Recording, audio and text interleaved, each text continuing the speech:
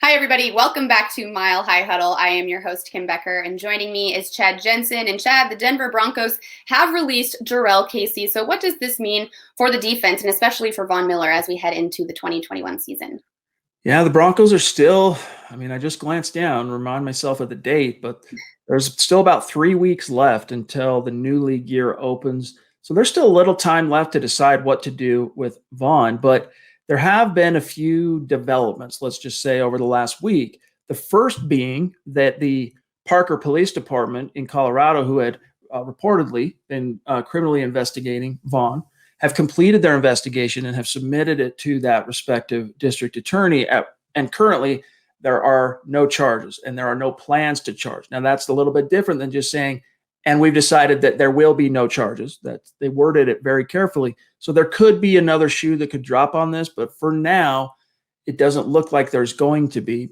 Broncos probably want a bit more assurances than that, but nevertheless, that's one development. All right. The second being that Ian Rappaport, on a podcast appearance this past week, said that based on his conversations with Vaughn's camp and who he's talked to with the Broncos, he foresees Vaughn sticking around and not playing on the team option, because this is a team option year for him.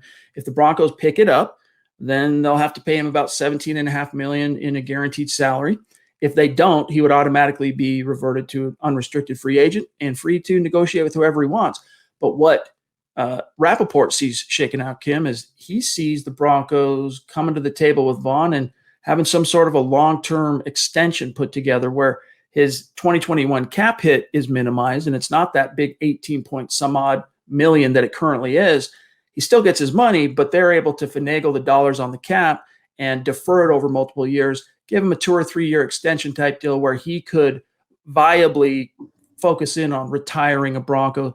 Not so much take a haircut financially, but just defer it into future years so that the Broncos have a little more maneuverability in 2021.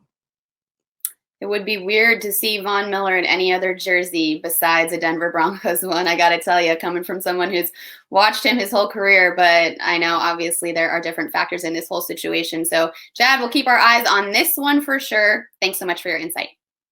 Thanks, Kim.